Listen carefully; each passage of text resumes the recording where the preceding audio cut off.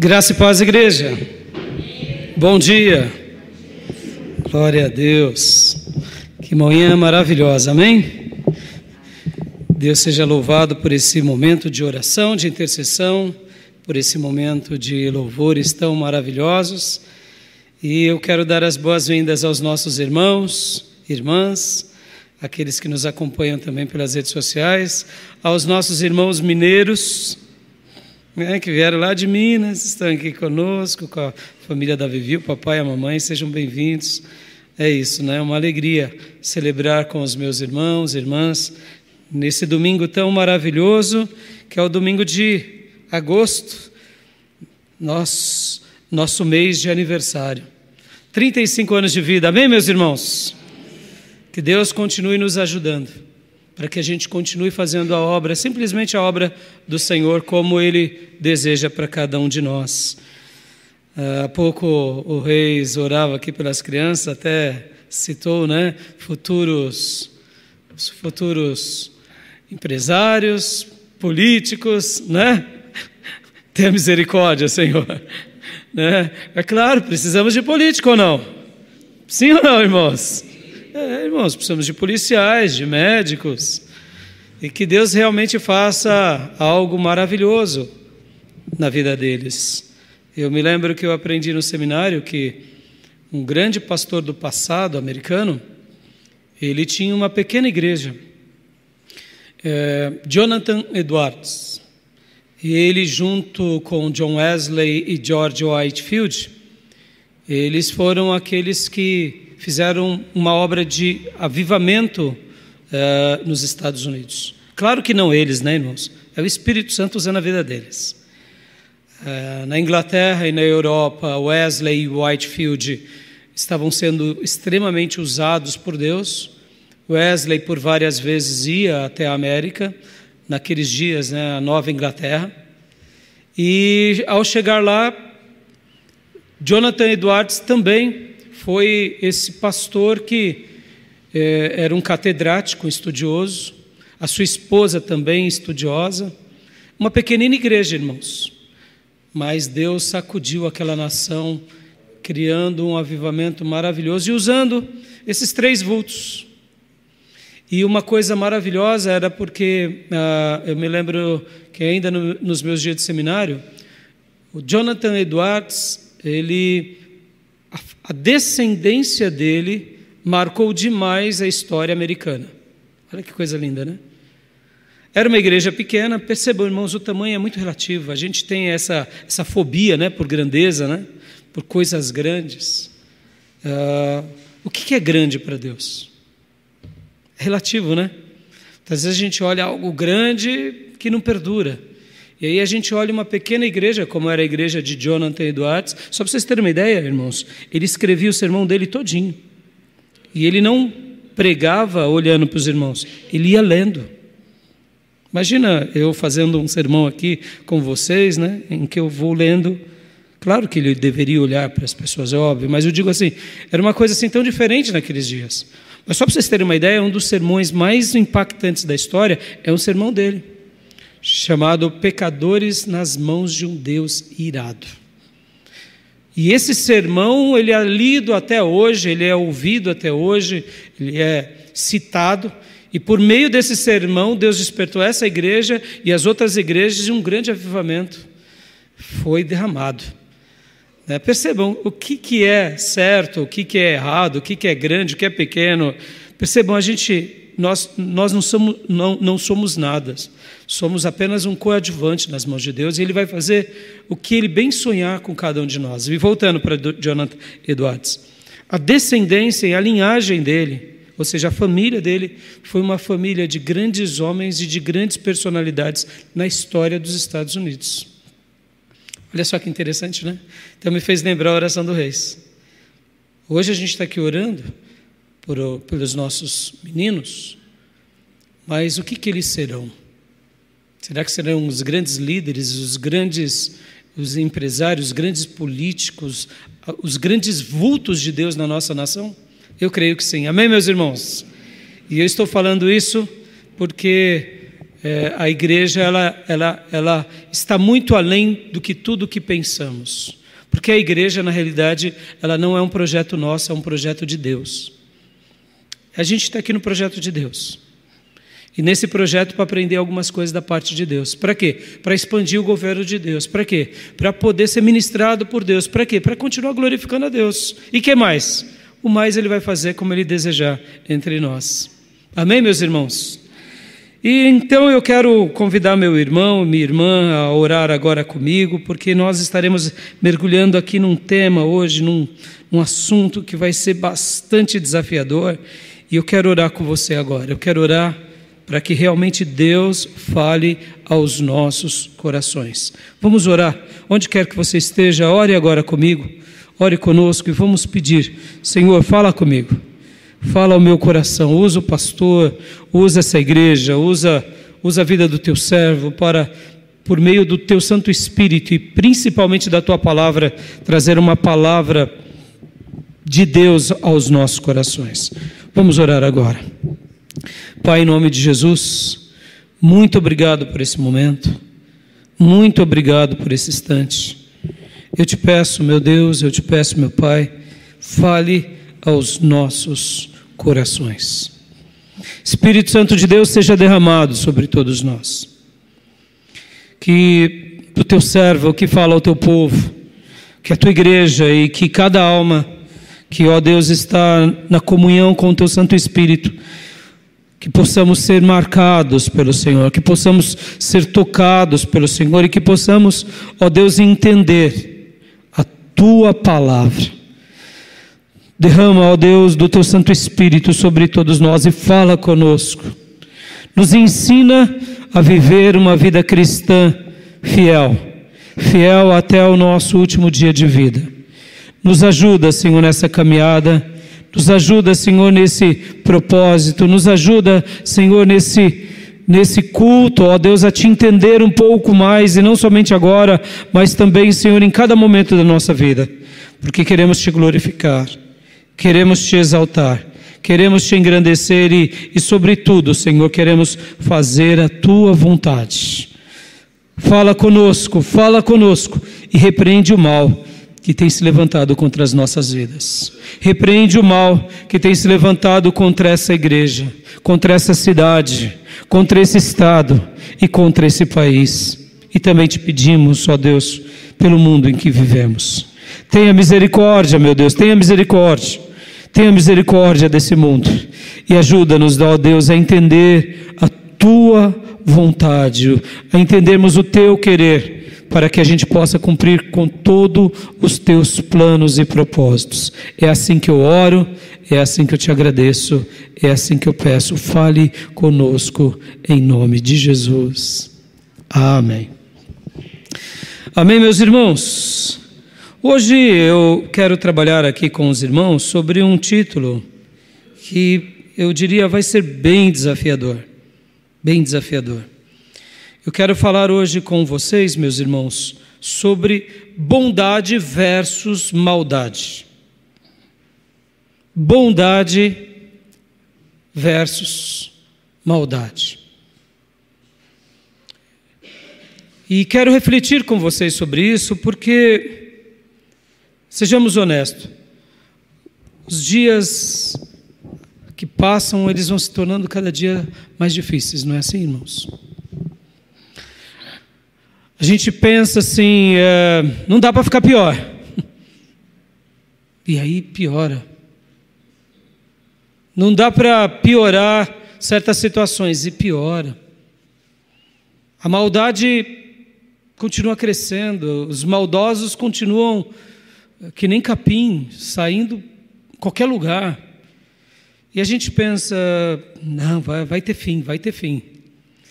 E a igreja de Jesus, de certa forma, ela também é afetada. Somos afetados. Porque estamos nessa vida. Vivemos no nosso dia a dia. Nós não estamos na igreja o tempo todo. A gente vem aqui para o quartel-general do Senhor, se alimenta, se prepara para mais uma semana de batalha, não é assim? E os maldosos, eles estão aí. Talvez você diga, pastor, mas os maldosos, eles sempre existiram. E é verdade. Os maldosos sempre existiram. Desde que o homem é homem, a maldade está no gênero humano. Não há um povo, não há uma nação que esteja imune a isso. Pelo contrário.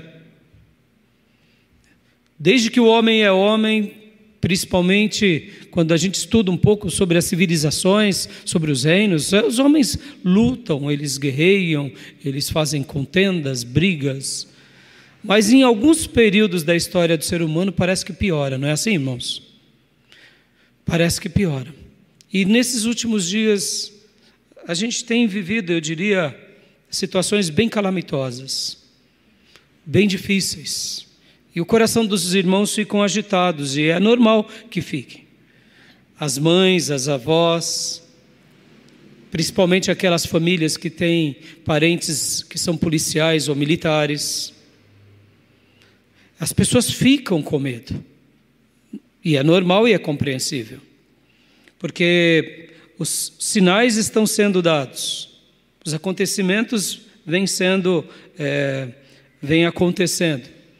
Então, o que esperar desse mundo? O que esperar da vida? E é por isso que hoje eu quero trabalhar sobre isso, porque, como igreja de Jesus, nós precisamos nos posicionar da forma que Deus deseja, irmãos. Como igreja de Jesus, a gente não pode ser omisso. Mas em nome de falar a verdade, muitas vezes nós ofendemos, nós ferimos, nós destruímos. Perceba como é difícil agir. Ficar calado muitas vezes não é a solução. Falar é a solução, mas como falar e o que falar? Porque podemos usar muitas vezes a verdade de Deus para matar o outro.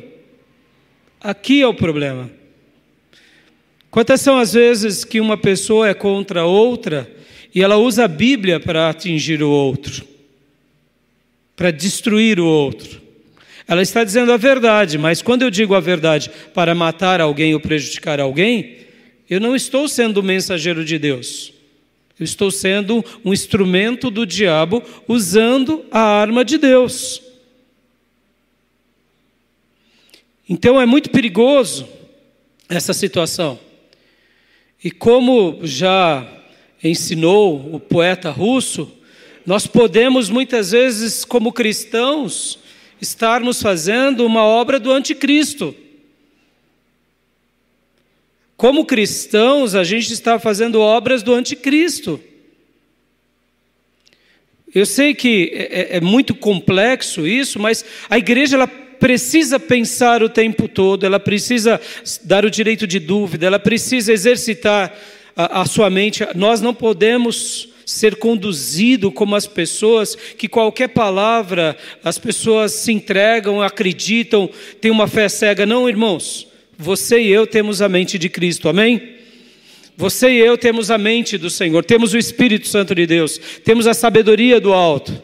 E a gente precisa muitas vezes até mesmo questionar os nossos líderes, os nossos pastores, vocês a mim. E isso faz parte de um cristianismo bíblico. Faz parte, podem ver que muitas igrejas não gostam de pessoas que pensam. Porque no momento em que eles exercitarem a reflexão, esses pastores deixarão de ter o acesso a essas vidas. E eles colocam frases e jargões como: se você está pensando contra o que eu digo, você é do diabo. A pessoa não quer ser do diabo. Se você está pensando contra o que eu falo, você está agindo pela influência de Satanás. Ora, o irmão fala: eu estou aqui na igreja, eu não quero ser instrumento do diabo. Logo, a arte de refletir, ela é impedida. E é por isso que eu gosto de pensar, eu gosto de refletir, eu gosto de ensinar a vocês. E a gente tem que pensar, a gente tem que questionar, a gente tem que avaliar. E podem ver que Jesus, mesmo sendo o nosso maior modelo de todos, os seus apóstolos perguntavam para ele. E Jesus ensinava, e Jesus tinha paciência. Ora, Jesus tinha ternura no ensino e ora, Jesus falava de forma rígida. Até quando eu estarei convosco, homens de pequena fé? E Jesus tinha vezes que dava umas batidas na mesa. Claro que não com estupidez, com ignorância, mas como mestre que dizia: aprendam, não sejam lerdos em aprender. Percebam, o fato de estarmos aqui na igreja, a gente tem que usar isso, irmãos, a gente tem que exercitar isso. E por que eu estou falando isso? Porque a igreja ela se assemelha muito a um quartel-general. Vou usar de propósito esse termo. A igreja se assemelha muito a um quartel-general. Nós somos o corpo de Jesus na terra, mas somos o QG divino. Jesus lá na Galileia, aquele lugar, Nazaré, a Galileia, a região ali do Mar da Galileia, foi o grande quartel-general do Mestre. E podem ver que Jesus separou 12 grandes soldados que marcaram a história. A igreja não se assemelha a um berçário. Aleluia. A igreja se assemelha a um quartel-general e não a um berçário. Estou usando esses termos de propósito porque hoje a igreja moderna é uma igreja parecida com um berçário.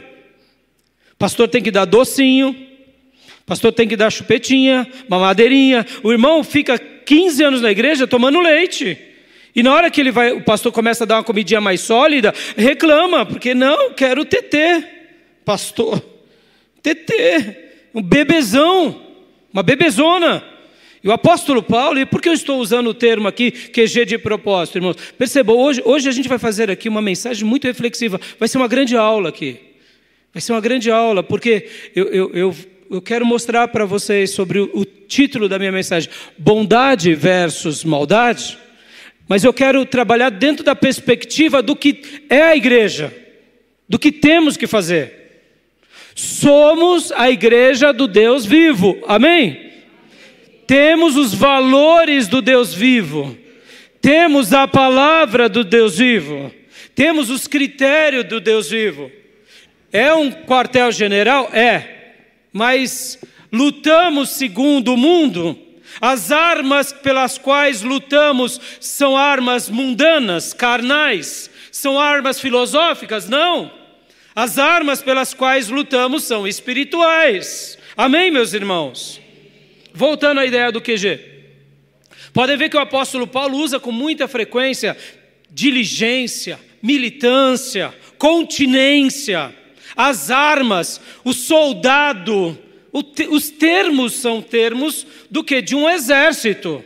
Podem ver que um dos nomes de Deus e um dos nomes mais importantes é o Senhor dos Exércitos. Aleluia! Ele é Rei dos reis e Senhor de todos os senhores. Em outras palavras, percebam, a Bíblia na sua revelação mostra que o povo de Deus não é uma creche, mas é um exército. Mas que tipo de exército? É o exército de Deus na terra. Aleluias. Pode ver que a Bíblia vai falar as armas pelas quais lutamos, as nossas guerras. Agora, vamos lá, abre aspas. São iguais dessa vida? Não. Fecha aspas. Amém, meus irmãos? E aqui que eu quero trabalhar com vocês. Porque tem vezes que a gente está dentro da igreja cheio de ódio. No reino e com hostilidade. Não combina. Isso combina para o mundo, para a sociedade. Até em certos momentos para o mundo político. Mas não combina para a igreja. Amém? E essa mensagem, eu tenho certeza que vai ser esclarecedora para muitos, mas talvez não seja tão apetitosa para outros. Por quê? Porque muitas vezes aprender o que Deus tem para nós é uma decepção para aquilo que a gente esperava de nós mesmos ou da vida. Tem pessoas que gostam de uma vida de briga, de contenda. E então eu quero te dizer que não vai ser para você. Não. Porque a briga que eu vou falar aqui, o QG que eu vou falar aqui, é de Deus. É de vencer o mal. É de vencer o pecado. É de vencer a nossa carnalidade. É de vencer as trevas. É de vencer a nossa natureza caída. não é de levar o meu oponente, o meu adversário para a lona. Não, não. Só para eu dar o desfecho aqui dessa introdução, ainda do QG. Meus irmãos, guarde isso, guarde isso. No cristianismo, o Deus cristão, quero usar esse termo para realmente usar da didática, ele morre na cruz. Me explica um Deus na história humana que morreu. Nenhum Deus morre. Todo Deus é vencedor, é triunfante, ou pelo menos a maioria daqueles que são aclamados como os deuses poderosos das nações do passado. Mas o Deus cristão, ou seja, o Filho de Deus, ou o Deus que encarna e vira homem, morre. Ele não é um revolucionário político. Ele não fez uma obra nessa terra apenas por essa terra. Foi muito maior, e por essa razão muitos judeus ao verem Jesus, diziam, eu não quero esse Jesus. Não, eu estou esperando o filho do rei Davi, que vai tirar de nós o jugo do Império Romano. Eu estou esperando um revolucionário. Eu estou esperando alguém que quebre as cadeias romanas e Israel agora volte a ser como era nos dias de Davi e a gente decepe a cabeça dos romanos. É isso. E é por isso que a mensagem de Jesus não era benquista. E ali, inclusive, entre os 12 apóstolos, um deles, que é Judas, ao ver que Jesus estava prestes a morrer, o que ele faz?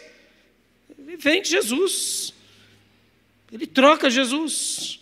E ele vai lá e se suicida, porque depois ele vê que mesmo que Jesus não era esse revolucionário humano, ele tinha cometido um grande delito contra uma pessoa justa e boa. Percebam, irmãos, o Deus cristão morre. Mas eu te pergunto, foi o fim de tudo? Foi o começo de todas as coisas? Pelos séculos dos séculos. A morte dele é a vitória de todas as coisas. A morte dele é a nossa salvação. A morte dele é a nossa conquista. A morte dele é a nossa vitória. A morte dele é a transformação de todas as coisas. Aleluias! Porque foi porque ele morreu que a gente foi perdoado, lavado. E aí sim, aqueles 11 apóstolos, e depois com Matias, e depois com Paulo, os 13 apóstolos, entenderam perfeitamente isso e começaram a proclamar. E aí os judeus entenderam, porque ele morreu, mas ele ressuscitou. Aleluias! E essa igreja, então, recém-criada, entendeu que a maior vitória dele não é política, não é humana, não é terrena, mas é espiritual. Na cruz Jesus venceu o diabo. Na cruz Jesus venceu o pecado. Na cruz Jesus venceu o mundo. E é por isso que podemos dizer, como os apóstolos, maior é aquele que está em nós do que aquele que está no mundo. Aleluia! E eu quero trabalhar sobre essa perspectiva dessa batalha, mas dentro desses princípios, desse QG, mas dentro dessa perspectiva. Porque se você estava achando que eu ia falar agora aqui para a gente ser uma igreja militante humana, então esquece. Meus irmãos, na igreja nós temos um compromisso com Deus. Amém? Com os valores de Deus. Pastor, então quer dizer que eu não vou falar? Não, você deve falar a verdade, você deve denunciar o erro, mas sobretudo, você tem que seguir o exemplo de Jesus Cristo, o Senhor. Porque senão a gente pode morrer fazendo a obra de Deus. E eu quero convidar você a abrir a sua Bíblia comigo em Mateus, capítulo de número 25. Mateus 25, que é um texto muito interessante, aonde o Senhor ele fala sobre o julgamento das nações. Mateus 25, do 31 ao 46. E hoje eu quero tentar aqui nessa mensagem e nesse estudo fazer aqui uma ponte também, um pouco com a história, um pouco com a vida, um pouco com a filosofia, mas principalmente com a palavra de Deus. Todos acharam Mateus, capítulo de número 25, versículo de número 31? Aqui, essa parte da mensagem de Jesus é parte das profecias sobre os finais dos tempos.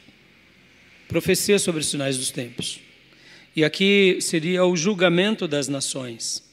É quando o Senhor ele vai julgar as nações. Mas assim, entenda, irmãos, o julgamento ele é coletivo, mas ele é individual. Deus ele olha de forma individual, mas ele olha também de forma coletiva. E aqui o texto diz, a partir do versículo 31, diz assim a palavra de Deus: quando o Filho do Homem vier em sua glória, com todos os anjos, ele se assentará em seu trono na glória celestial. Todas as nações serão reunidas diante dele, e ele separará umas das outras, como o pastor separa as ovelhas dos bodes. E colocará as ovelhas à sua direita e os bodes à sua esquerda.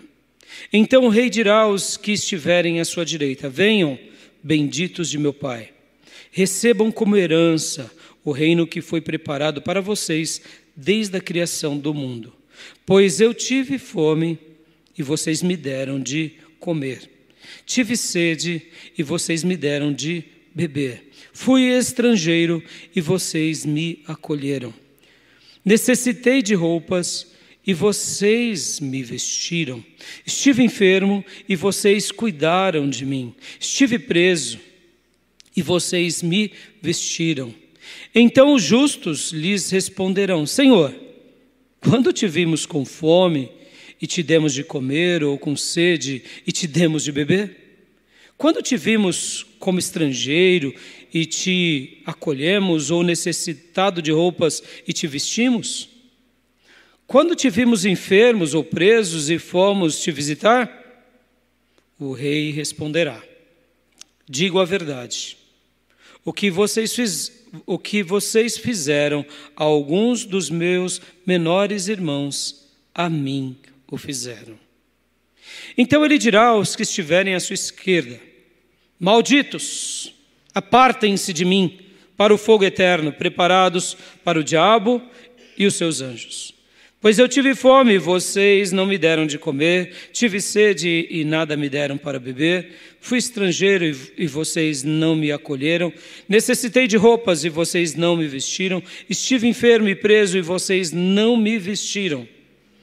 Eles também responderam: Senhor, quando te vimos com fome ou com sede, ou estrangeiro, ou necessitado de roupas, ou enfermo, ou preso, e não te ajudamos?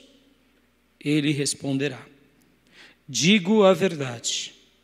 O que vocês deixaram de fazer a algum destes mais pequeninos, também a mim deixaram de fazê-lo. E estes irão para o castigo eterno, mas os justos para a vida eterna. Amém. Amém, meus irmãos? É um texto que faz uma síntese de várias passagens bíblicas. Eu quero aqui te lembrar e repetir algo que eu sempre ensino a vocês. O texto está dizendo aqui sobre obras, mas nós sabemos que as obras não salvam. Ninguém vai ser salvo pelas obras. Contudo, como afirma reverendo Nicodemos, Augusto de Nicodemos, ninguém também vai ao céu sem obras. As obras não salvam, é verdade, mas todo salvo faz obras, se eu realmente sou salvo. Amém, meus irmãos? Não se esqueça disso. E é por isso que o título da minha mensagem é o quê? Bondade versus maldade. E eu quero trabalhar aqui com vocês um pensamento que até ele é discutido também na filosofia. Na filosofia é discutido um pouco essa questão: o que é mal? O que é mal? O que é mal, irmãos? O que é maldade? Percebam que a maldade está aqui, como eu disse há pouco. A maldade está, desde que o homem é homem, ela existe. A maldade sempre existiu. Em todas as histórias, em todos os povos, em todas as gerações. A maldade sempre existiu. Então, o que é maldade? Porque Deus, e aqui entra uma coisa muito curiosa, porque Deus, sendo bom, não destrói a maldade. E a filosofia vai ter um debate bem interessante junto com a teologia sobre essa questão. Porque alguém disse assim, olha, se Deus não destrói a maldade é porque Ele não tem todo o poder. Se Ele tem todo o poder, Ele destrói a maldade. Aí nós diríamos, não, Deus é todo poderoso. Então por que Ele não faz? Aí a gente fica perdido. Porque o mundo é mau. Então se Deus não destrói, dirão os nossos opositores, é porque Ele não tem todo o poder. E Deus, sendo sábio, Ele resolveu essa questão, esse dilema, de uma forma muito, muito simples, irmãos. Muito simples. É por isso que Ele nos diz para amar. É simples. O amor é a resposta para a destruição de toda a maldade. Porque se Deus tivesse que destruir todos os maldosos, não sobraria um ser vivo na terra. Não é assim? Eu estaria aqui? Jamais. Já cometi tantos erros na minha vida. Tantos erros. Há um justo nessa terra? Sequer? Nenhum. Exceto Jesus. O único justo. O único homem perfeito. Por isso que Deus teve que virar homem. Então, meus irmãos, olha só que interessante, como que Deus acaba com a maldade? Porque se Ele tivesse que acabar com a maldade, Ele teria que destruir todos os homens e mulheres. Porque todos têm, de uma forma ou de outra, um erro, um pecado, uma falha. Então, como Deus resolveu essa questão? Acabando com os maldosos? Não. Mas transformando maldosos em bondosos.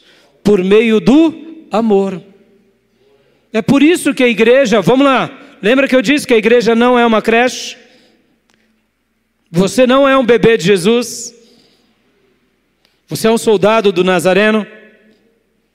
Mas as armas pelas quais lutamos não são carnais, mas são espirituais.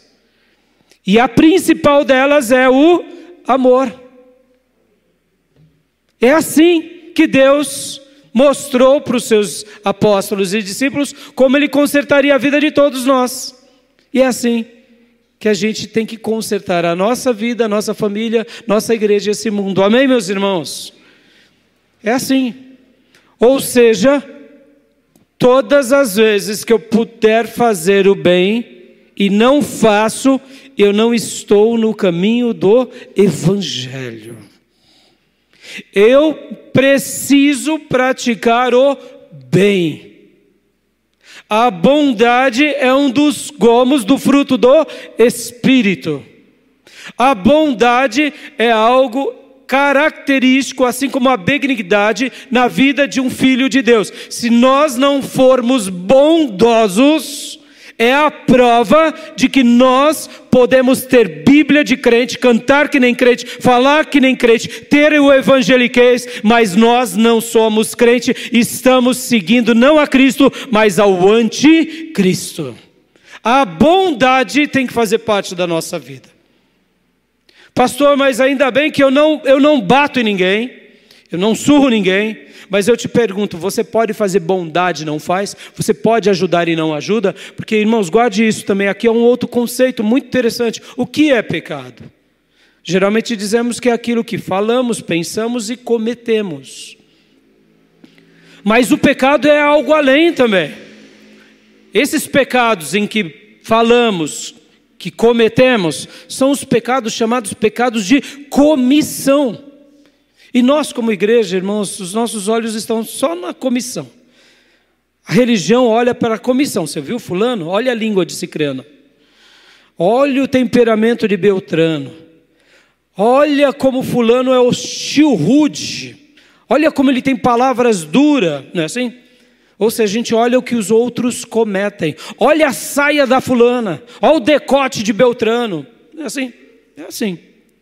Aí a gente fica apontando os pecados nossos e da vida por aquilo que cometemos. Isso é uma evidência de que estamos no caminho do erro? É. Mas vem cá. A Bíblia vai ensinar: se eu posso fazer o bem e não faço, eu peco. Se eu posso orar e não oro, eu peco. Se eu posso ajudar o próximo e não ajudo, eu peco. Percebam, a omissão é um pecado tão grande quanto a comissão. Só que na omissão, como o nome já diz, a gente se omite. Então é fácil se esconder. Então na bondade, não pastor, eu sou bondoso, olha como eu estou cheiroso, eu tomei banho, vim para a igreja, tudo arrumadinho, abracei os irmãos, sou respeitoso. É, meu irmão, glória a Deus. Mas você está podendo ajudar outras pessoas e não ajuda? E você diz: não, eles que se virem. Eles que se virem. Você pode orar pela pessoa e não ora. Você pode instruir a pessoa e não instruir. Você é indiferente e insensível, então está praticando um pecado de omissão. A bondade não está aflorando entre nós. Percebam, meus irmãos. Percebam, a bondade tem que existir na nossa vida. Amém, meus irmãos? Enquanto eu fazia os meus estudos para pregar aqui para vocês, eu fazia as minhas lições de casa, eu ficava pensando comigo, né? Me vinha à memória os profetas do Velho Testamento, principalmente o profeta Isaías e o profeta Jeremias. Porque além de falar ao povo de Deus, e principalmente a tribo do sul, Judá, Isaías e Jeremias, eles também profetizaram às nações. E eu fiquei pensando comigo, o que Deus diria às nossas nações hoje? Começando pelo Brasil. Que palavras Deus está dizendo aos governantes brasileiros, às grandes autoridades, aos grandes magistrados, ao Congresso?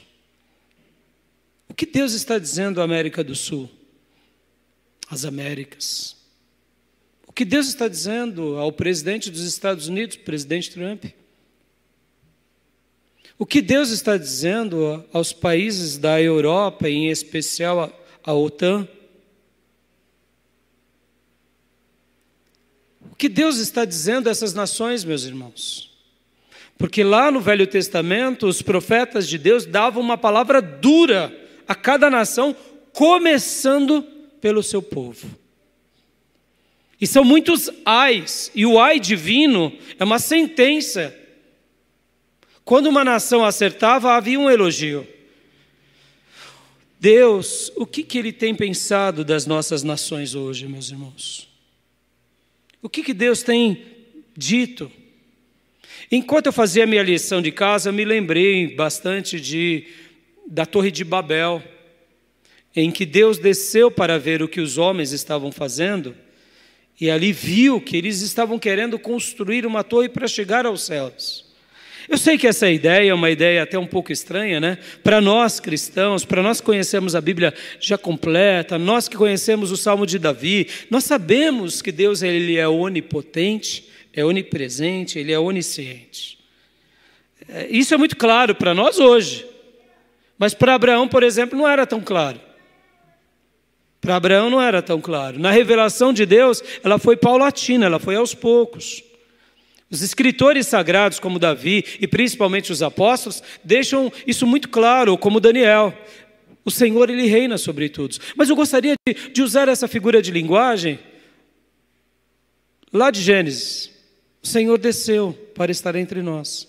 Porque aqui fica mais pessoal, né? Fica mais pessoal. Deus desceu para caminhar. Vamos então imaginar dessa forma, o Senhor descendo hoje, o Eterno, o Criador de todas as coisas no nosso planeta. O que Ele diria para a nossa nação e para o mundo? O que Ele estaria dizendo agora também, eu diria, para cada um de nós?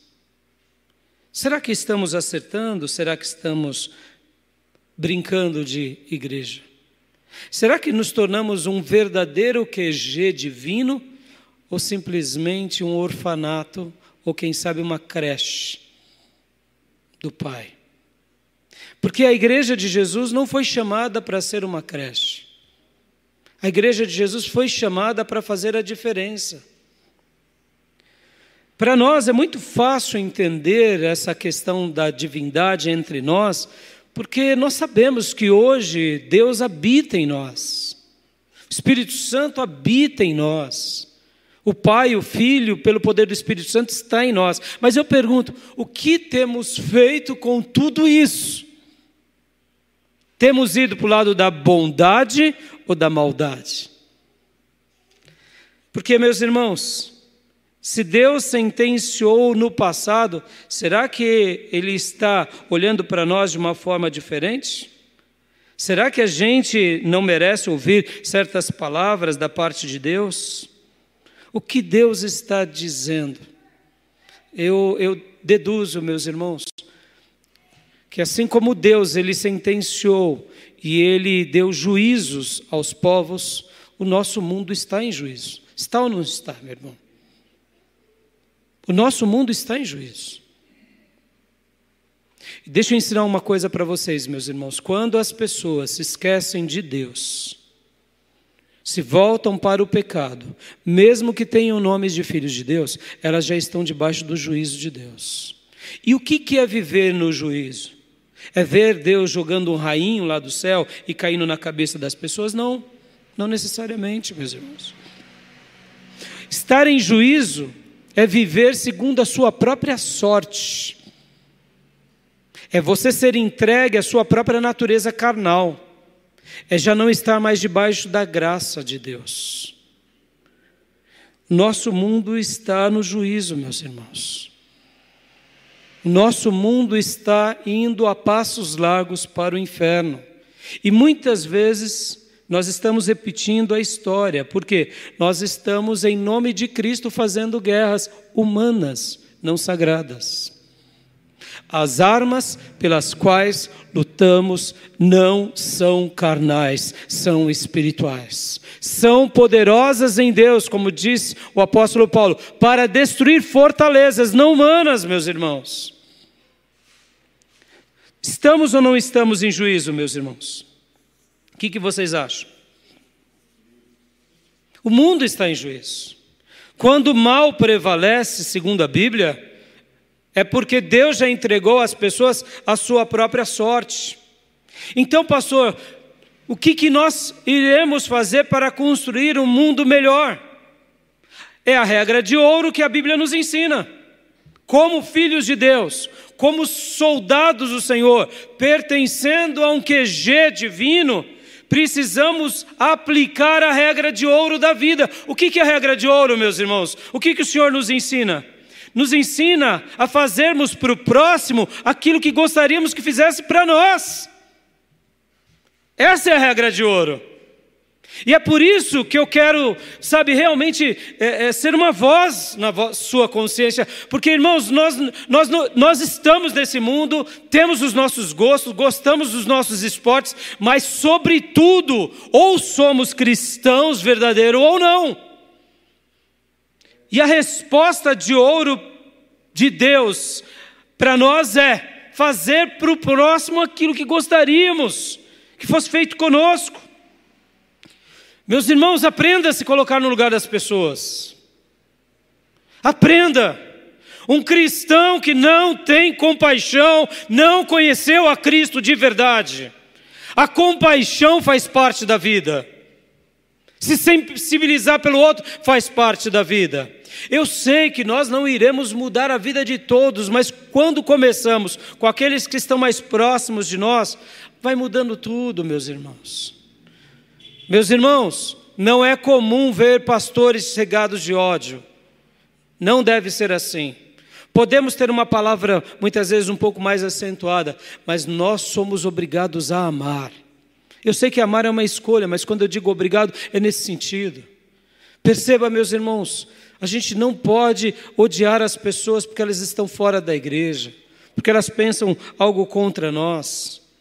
Como ensina o imperador romano Marco Aurélio, que era um estoico, que viveu ali no 2º século, o que fazemos na vida ecoa na eternidade. Eu acredito nisso, meus irmãos. O que nós fazemos nessa vida ecoa na eternidade. Que tipo de igreja queremos ter? Que tipo de cristãos queremos ser? Como temos agido na nossa família, entre os nossos? Entre aqueles que nos aborrecem, entre aqueles que nos ofendem, entre aqueles que nos perseguem? Temos pagado mal com mal? Temos sido assim? Sabendo que todos nós somos falhos, nós não podemos simplesmente pegar esse lado de sermos falhos e sermos pecadores e se agarrar a isso. Não, meus irmãos. Lembra? Jesus venceu todas as coisas. E se Ele venceu, eu tenho que fazer Ele vencer na minha vida e na sua.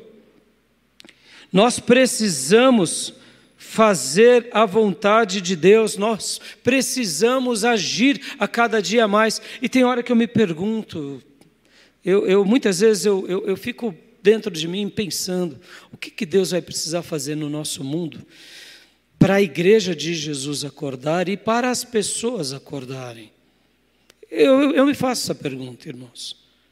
E me permita que eu, como estudioso, quero até dizer para vocês, quando eu falo a igreja de Jesus, irmãos, nos primeiros séculos, a igreja de Jesus, ela era esplêndida. Aquele grupinho que saiu lá da Galileia, que depois ganhou todo Israel, depois ganhou a Síria, evangelizou o mundo, esse grupinho, ele era marginalizado. Não pense que a igreja era essa igreja triunfalista que nem dos nossos dias. Essas igrejas belas que temos hoje. Não, a igreja nos primeiros 300 anos... Com todo respeito, irmãos, era só o pó da rabiola. É verdade. Mal tinha templo, sabia disso? Essa ideia aqui, que nós estamos vivendo, né? Tecnologia, parede, teto, tudo arrumadinho, né? Recursos para se manter. Não, meus irmãos. Historicamente, a igreja de Jesus, que nasce com Jesus e que depois Jesus entrega aos apóstolos, era uma igreja perseguida, maltratada, humilhada entre o seu próprio povo. Ganharam muitos judeus para Cristo, muitas autoridades, sim, mas os dominantes não quiseram saber de Cristo. Nem mesmo os romanos num primeiro momento. E esse cristianismo vai ganhando as pessoas onde quer que eles chegavam. Mas eles não eram glamurosos. Não era comum ver um cristão rico, poderoso, um cristão empresário. Não, pelo contrário. Era o oposto. O cristianismo crescia entre os pobres, entre os fracos. E aí vinha muitas vezes o imperador romano e ainda mandava matar.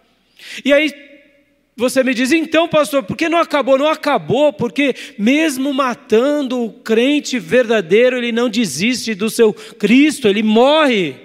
E essa semente, ela agora, mesmo aquele cristão morto, ele continua falando.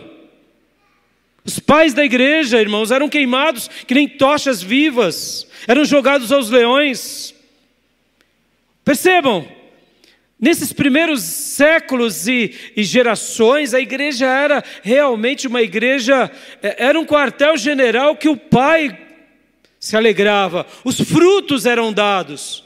E aonde chegava um cristão, ele reluzia Cristo. Meu irmão, a bondade não é simplesmente você ter atitudes boas e exalar as tuas virtudes. Na sua bondade, o Espírito Santo te levará a você exalar Cristo. Cristo vai ser exalado pelos teus atos de bondade. Não é a sua virtude, não é os seus bons tratos, a sua educação. Você agirá como Cristo agiu. Por isso que eles eram chamados de cristãos. E eu pergunto, o que Deus precisa fazer hoje para que realmente a igreja acorde de uma forma linda, maravilhosa. Porque somos um povo do discurso, meus irmãos. Somos um povo da palavra. Mas somos um povo que muitas vezes falha no exemplo. E principalmente no exemplo da verdadeira bondade. Bondade. Voltando. E ali, logo nos primeiros séculos, meus irmãos, Constantino, indo guerrear as suas guerras, sua mãe era uma crente piedosa. O imperador romano teve uma visão, um sonho. E ali começa então uma nova, vamos dizer assim, um novo cristianismo com Constantino. E aí surge então aquilo que a gente sabe que são o quê? O cristianismo já agora se tornando parte da sociedade romana, sendo oficializado pelo Império Romano. Num primeiro momento isso foi libertador para aqueles irmãos que viviam perseguições, mas depois foi um grande engodo. Por quê? Porque a partir de Constantino e a partir de Teodósio, os grandes imperadores romanos, agora todos deveriam se tornar cristãos. Antes, para alguém passar e se tornar um cristão, era por uma vida de renúncia, de abnegação, era por meio de uma vida de morte de si e do pecado, e agora não, fazia parte do status quo. Agora as grandes basílicas foram construídas, os pastores de perseguido passaram a ser ilustres e autoridades, e o próprio imperador era chamado bispo dos bispos, aonde nasce o César o papismo. Percebam, meus irmãos, mas mesmo naqueles dias ainda que é chamado o período da patrística ali, 3º século, 4º século, 5º século, ainda havia crentes de verdade nessa terra. Os pais da igreja foram brilhantes, eles foram vozes condenando a politicagem, condenando o erro dentro da igreja, praticando obras de bondade, como foi o caso de Agostinho de Hipona, que era um homem perdido, um homem que vivia uma vida dissoluta, sábio, erudito, ambicioso, mas que conheceu a verdadeira vida somente em Jesus.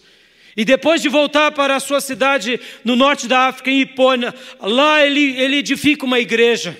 E mesmo quando os vândalos estavam invadindo, que era um grupo de bárbaros, aquela região, ele se mantinha firme, levando apenas o evangelho àqueles que sofriam. Perceba, meus irmãos, homens de Deus nessa terra, que praticaram bondades, que viveram em bondade, não era um discurso a mais, que poderiam ter ganhado dinheiro, ganhado status, ganhado poder, mas se mantiveram firmes como soldados do QG do Nazareno, praticando apenas as batalhas com as armas espirituais. Perceba, meus irmãos, a igreja de Jesus atualmente é uma igreja cega por ideologias. Sim, irmãos, guarde isso, uma ideologia muitas vezes é uma religião sem Deus. Uma ideologia é uma religião sem Deus, porque em qualquer outra religião ainda você tem o divino. E não pense vocês que nós também, que temos um apreço maior pela direita, também muitas vezes a gente pode cair no mesmo erro. A direita pode virar uma ideologia, que a gente usa agora a fé para defender aquilo que acreditamos. Cuidado, meus irmãos, a gente tem que tomar cuidado. Aqui a gente tem que fazer uma limpeza muito clara, ou somos cristãos ou não somos. E uma coisa que me incomoda muito nos meus irmãos e até evangélicos que militam a política, e eu oro por eles, eu torço por eles, mas muitas vezes as maneiras em que eles falam.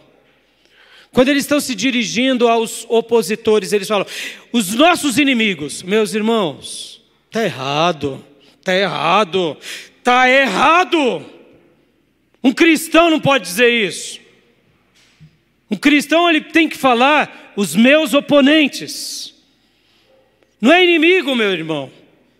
A gente não pode, senão a gente está criando uma comoção no meio da igreja muitas vezes. A gente vê o outro como inimigo. E aí a gente começa então, de uma certa medida, a praticar o que as nossas cruzadas evangélicas. Está errado, meus irmãos. Ou será que a história não nos ensinou? Deixa eu dar um dado aqui para te envergonhar, Depois do 7º século, com as conquistas dos muçulmanos. Os muçulmanos, irmãos, foi uma coisa assim assustadora na história da igreja. Quando, logo depois da morte de Maomé, os muçulmanos invadem ali toda essa região, não só ali da Arábia Saudita, mas da Pérsia, chegando próximo ali à Ásia Menor, à Anatólia, não conseguem dominar aquela região no primeiro momento, mas todo Palestina, norte da África, chegando até na Península Ibérica, ali na Espanha. Meus irmãos, eles dominaram tudo que era Império Romano, eles devastaram. Só que olha que detalhe, não só os muçulmanos, mas depois as gerações que vieram de líderes muçulmanos, eles toleravam judeus e toleravam cristãos, sabia disso? Os muçulmanos invadiam, dominavam aquelas cidades, como por exemplo, a cidade de Agostinho de Hipona, a cidade de Hipona, que é no norte da África, perto ali da Espanha. E eles davam liberdade. Você quer ser o quê? Cristão? Tá bom, seja seu cristão, só pague os tributos para o nosso Deus Alá, porque agora é uma teocracia islâmica. Aí depois, por volta do ano 1000, quando vêm as cruzadas, nós cristãos, e aqui eu estou falando cristãos, porque, irmãos, estamos dentro do cristianismo, tá? Todos nós que seguimos a Cristo, mesmo os católicos e os protestantes, estamos dentro da cristandade, tá bom? Então, deixa eu só explicar aqui, vou colocar num primeiro momento como um grande pacote. Naqueles dias das cruzadas, da primeira, da segunda e da terceira cruzada, se matavam todas as pessoas que não entregassem a vida para Jesus. O ódio que os judeus têm hoje do cristianismo, e muitos judeus, não nasce por causa de Cristo, nasce por causa dos líderes católicos nas cruzadas. E é verdade, porque se nós evangélicos estivéssemos naqueles dias das cruzadas e falássemos, não, eu vou seguir só a Bíblia, eu não vou seguir vocês como a tradição, isso a gente estaria morto. Por quê? Porque eles eram devastadores, com muçulmanos, com outras religiões e qualquer um que não entregasse a vida a Cristo. Conta-se até uma história muito interessante de um judeu que foi colocado, né, sobre júdice. E ali ele tinha que agora negar a sua fé. Tinha que negar a sua fé. Então o líder da cidade falou assim, bom, eu estou colocando aqui 2 papéis aqui para você, lançando a sorte, para ver se realmente, o que você escolhe? Se você escolhe agora, a partir de hoje, ser um cristão, ou se você vai continuar sendo judeu. Só que ele sabia que era uma arapuca, esse judeu. Aqueles 2 papeizinhos estavam assim, serei cristão. Serei cristão. Ou seja, o judeu sabia que estaria morto, se ele continuasse insistindo. E ele pega o papelzinho, e ele abre, ele vê, né, claro, ali os 2, e aí o que ele vai fazer? Ele não tinha o que fazer, ele pegou aquele papel e engoliu. Comeu. Aí o rapaz, mas por quê? Ele falou, não, o outro é o contrário. Ou seja, já que era uma arapuca, para vocês verem, isso é história, viu, meus irmãos? Então, isso tudo está na história. Então, o que Deus precisa fazer com a gente, meus irmãos? Para que a gente acorde para a vida de um verdadeiro cristianismo. O que Deus precisa fazer? A resposta está aqui, meus irmãos. A gente acabou de ler o texto. A resposta é praticar o bem com todos. Amém, meus irmãos? É viver uma vida de bondade, de cristianismo puro. Porque senão, meus irmãos, a gente vai viver um cristianismo, eu diria, repleto de doenças. E eu queria concluir agora, mais uma vez, lembrando do texto que acabamos de ler. Porque nesse texto que acabamos de ler, meus irmãos, Jesus está sentenciando as nações. E ali, aqueles que são aprovados por Jesus, perguntam, Jesus, a gente nunca te encontrou. A gente nunca te encontrou. A gente nunca te visitou. A gente nunca resolveu os seus problemas. E o Senhor está dizendo que a gente fez tudo isso. E Jesus disse, sim, quando você ajuda alguém. Guarde essa frase, meus irmãos. Jesus está no outro. E no outro que está do meu lado, e no outro que inclusive é chamado de inimigo. Amém, meus irmãos? Isso aqui desconstrói a nossa vida. Desconstrói mesmo, irmãos. Deixa eu dar um dado aqui para vocês. Nos períodos de grande perseguição do século passado, em países como Cuba, própria União Soviética, Rússia e os países ali da União Soviética, em que quando tiveram a perseguição de cristãos, num primeiro momento mandaram matar os cristãos, fechar as igrejas, destruir as pessoas que criam em Cristo. Num primeiro momento a gente achava, aqueles irmãos, que o cristianismo ia acabar. Mas sabe o que aconteceu? O que aconteceu em toda a história. Os verdadeiros lavados e remidos no sangue do Cordeiro não desistem dele por nada. E mesmo perseguidos, mesmo fugindo, eles continuam onde? Cultuando a Deus, nos lugares mais diversos. Quando acabou ali, com a queda do muro de Berlim, apareceram-se muitos cristãos. E cristãos assim, irmãos, dos mais maravilhosos, que mesmo vivendo uma vida enclausurada, não abandonaram Cristo e continuaram a fazer obras de bondade com seus opositores. Isso me faz lembrar a história de irmãos que caíram em países, muitas vezes, em que esses inimigos fizeram maldades com eles, mas depois que a guerra acabou, eles voltaram a viver uma vida normal. O que eu quero dizer com isso, meus irmãos? Quantas são as vezes na nossa vida que a gente vai sendo nutrido por vozes, que a gente vai criando ódio no coração. Lembrem do que eu disse no meu início, irmão. Somos um quartel-general, mas que tipo de quartel-general? Somos o quartel-general de Deus. Precisamos seguir os critérios de Deus, a palavra de Deus, segundo os valores de Deus. Porque, meus irmãos, mesmo que muitas pessoas nos convençam de que eles estejam certos, se o que eles estão fazendo ou dizendo não estiverem na Bíblia, não serve para nós. Amém, meus irmãos? Porque senão a gente vai estar criando brigas humanas e contendas em nome das nossas razões. E aqui o texto mostra que Jesus estará sempre na vida do outro. Deixa eu tentar te explicar. Quando você ajuda alguém, você não está ajudando aquela pessoa. Você está ajudando Jesus, que está na pessoa. O texto diz isso. Aqui não é simplesmente um texto para nos mobilizar a agir para ser salvo. Como eu mencionei, as obras e as boas obras não salvam, mas um verdadeiro discípulo tem que praticar boas obras. Vamos lá, olhos de vocês nos meus olhos. É fácil tratarmos bem quem nos trata mal? É fácil respeitarmos quem não nos respeita? É fácil amar quem nos odeia? Claro que não. Se você está querendo um outro tipo de fé, então eu te digo, não é a fé bíblica. A fé bíblica te ensina a tratar bem quem te tratou mal, a amar quem te odeia e a ser paciente com aquele que te persegue. Só assim a gente vai ser cristão de verdade. Aqui não é discurso religioso, aqui é cristianismo do mestre. O mestre beijava quem o traía. O mestre dizia: Pai, perdoa, porque eles não sabem o que fazem. Quem o crucificava? Que tipo de cristianismo queremos para nós? Eu não quero um cristianismo secularizado.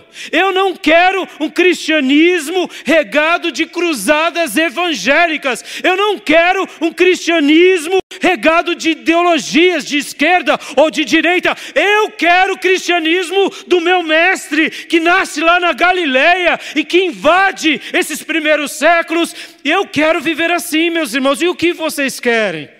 A gente tem que dar essa resposta para nós o tempo todo. Meus irmãos, as pessoas elas oscilam de acordo com a música.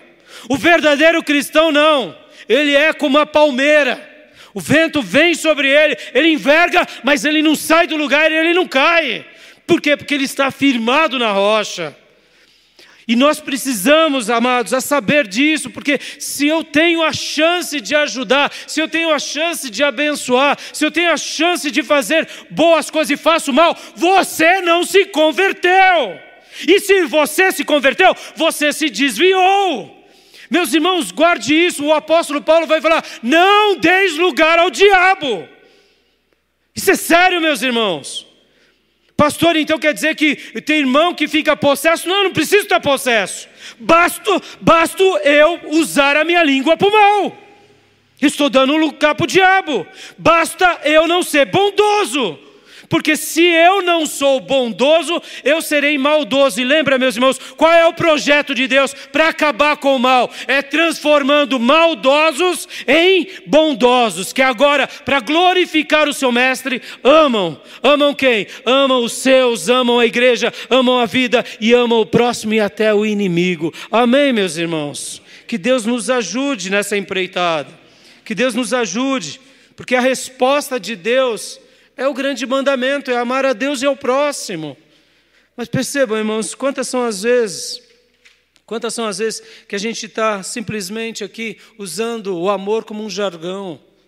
Que Deus nessa manhã nos ajude mesmo a amar a nossa família, os nossos filhos, amar os nossos parentes, amar até quem nos persegue, só amar. E se puder ajudar, aleluia. Vamos ajudar. Vamos construir um mundo como Jesus faria. Eu quero encerrar usando a frase de um grande escritor, que ele dizia assim: e em meus passos, o que faria Jesus? E em meus passos, o que faria Jesus? A gente tem a resposta. Temos ou não temos?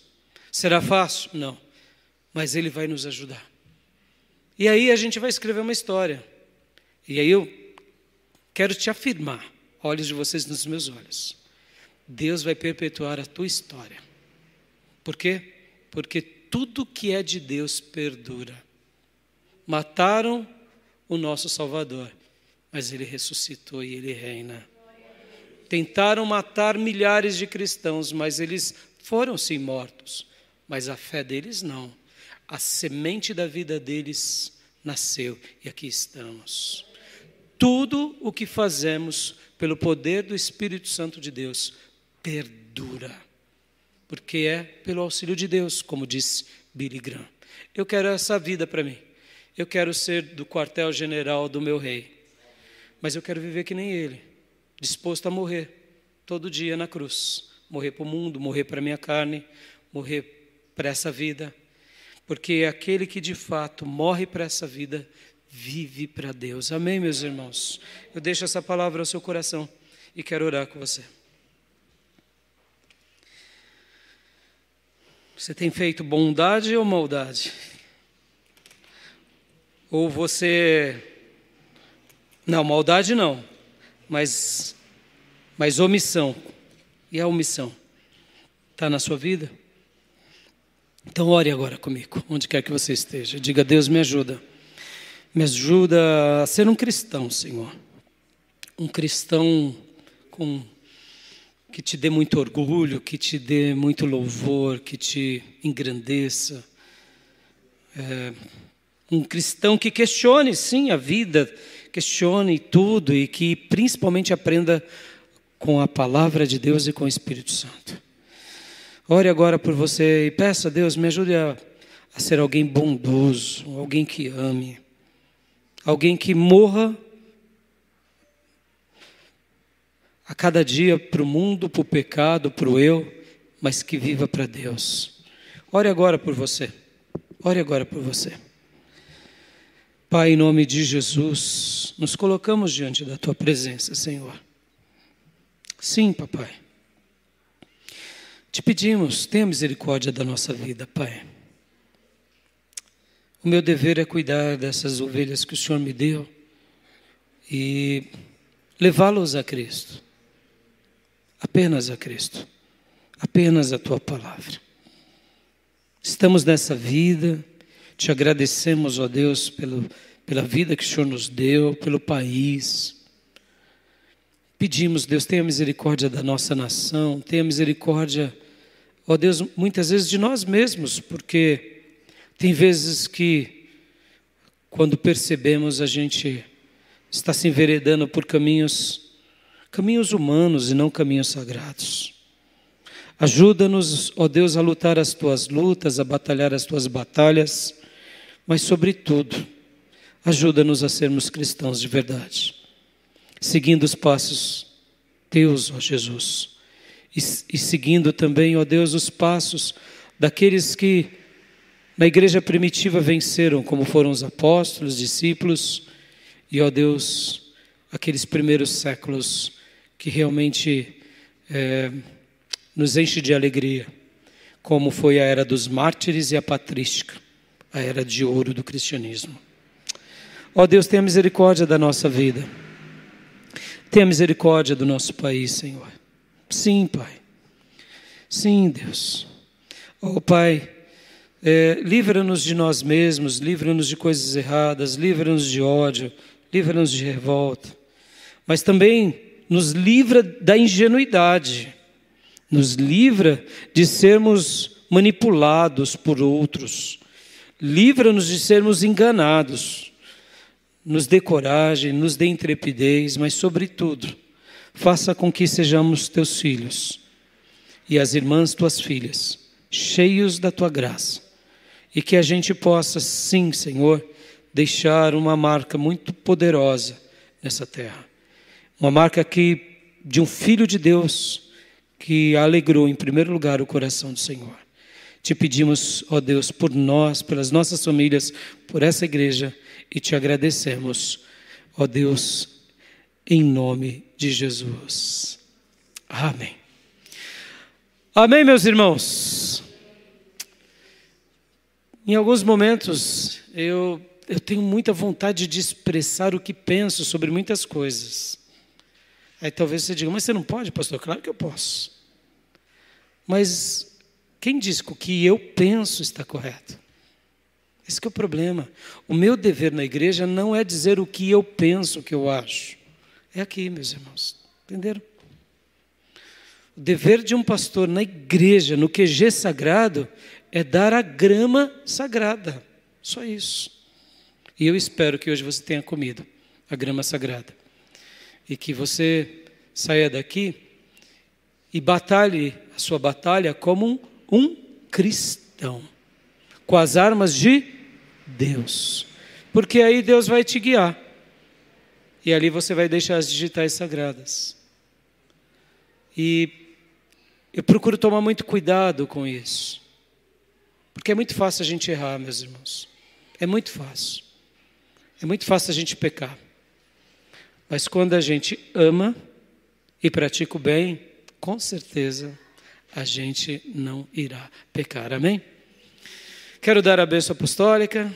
Estenda a sua mão. É para o Senhor que você estende. Que a graça do Senhor Jesus, que o amor de Deus Pai e as santas e eternas consolações do Espírito Santo de Deus estejam com todos vocês, agora e para sempre. Amém. Dê um abraço bem apertado no irmão e na irmã. Um domingo abençoado para todos vocês aqui. E muito obrigado vocês que nos acompanham pelas redes sociais. Que Deus abençoe a todos. Um domingo abençoado. Deus abençoe.